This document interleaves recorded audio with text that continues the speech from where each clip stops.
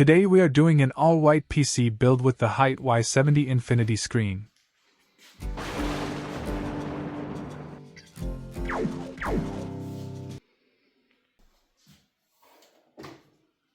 This is the Weiss Schnee PC build.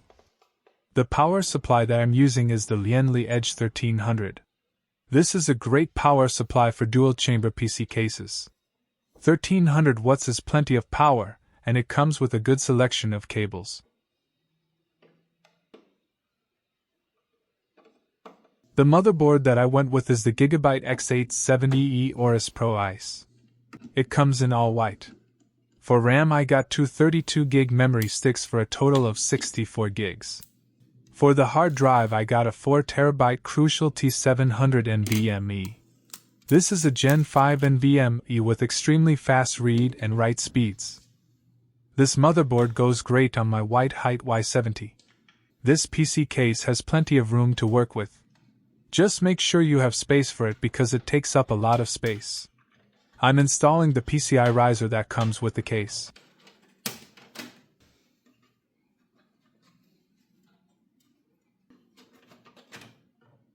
Underneath the case I routed a cable for the fans, and I installed three 120mm fans. This case can fit three 120mm fan underneath, but you need to assemble them inside the case. Once you have them assembled, the cover can go back on and screws can be installed.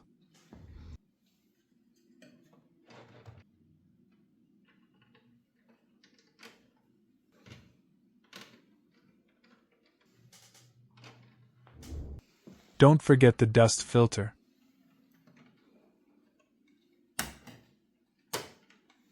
Let's get the first radiator ready.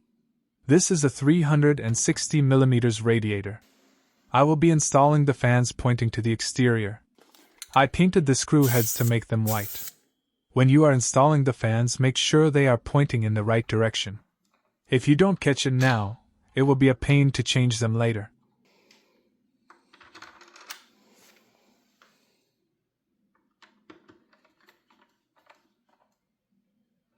I installed the fan cable before installing the radiator to the case.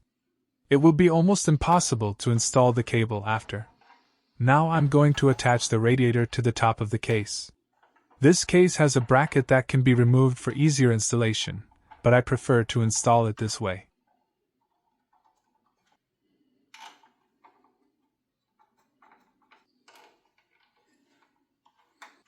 Now we are going to get the second radiator ready. On this radiator I will be installing the fans pointing to the inside of the case.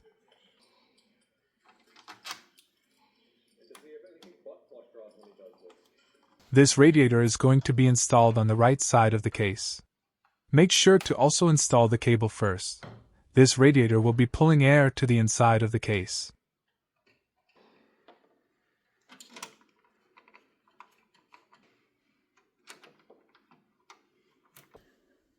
I modified the case to install the water pump and water reserve on the bottom of the case.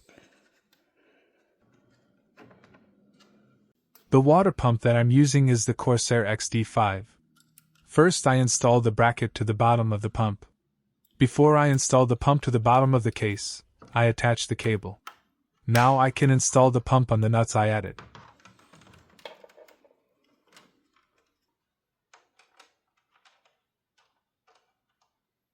Now it's time to install the king of gaming, the AMD Ryzen 9800x3D. This is the best CPU for gaming right now. First thing I do is set the CPU on the socket to protect both from damage. Now I'm going to remove the CPU retention to install aftermarket CPU holder that maintains even pressure on all sides of the CPU. This should help prevent the CPU from warping.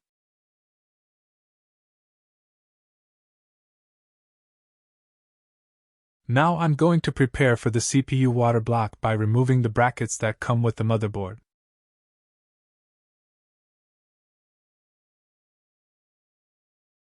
The water block that I'm using is the XC7 RGB Elite from Corsair. When installing the water block, make sure to tighten all the screws well in a diagonal pattern. Corsair's IQ Link system is great at reducing the amount of cables needed. I can daisy chain up to 8 components with one connection.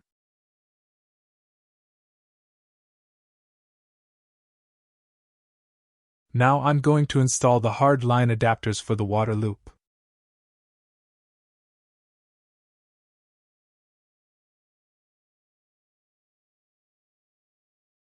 On the radiators I installed several adapters to make installation of the water line easier.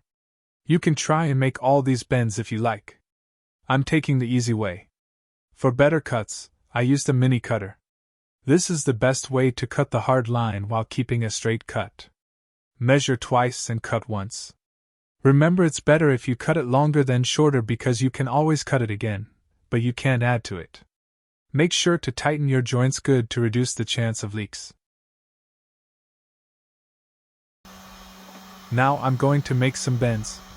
Make sure to practice making bends before you try and make some for your loop. I didn't do too great of bends, but they will work for my first water loop PC build. I didn't think it was too hard, and anyone can do them as long as you have patience.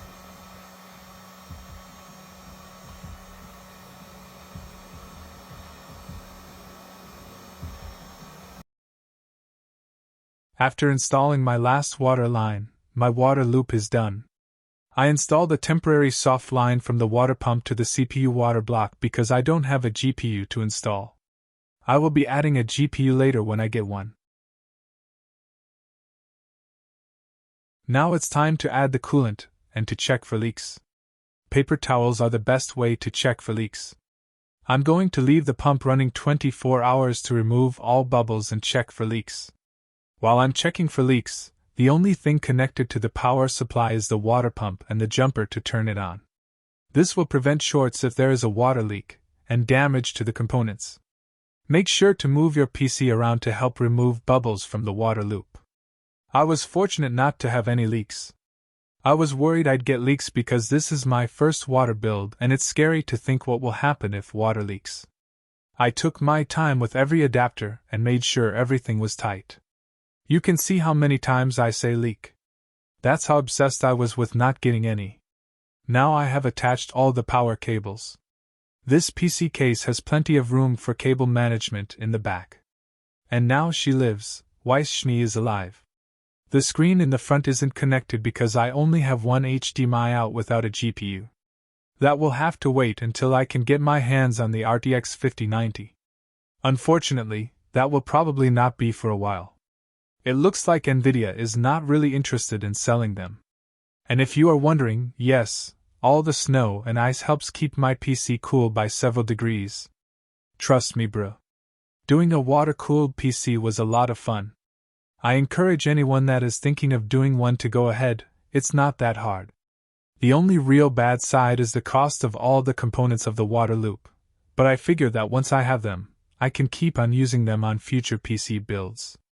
Now I'm going to sit and wait for an Nvidia RTX 5090 with a water block to drop in my hands. Any minute now and I will have one. 6 months later. Yes. She is beautiful. Oh so beautiful, the queen of the snow. Weiss Schnee is the name. Don't you forget it. Thanks for watching and subscribe for more. And now the queen will go to sleep. See you in part 2.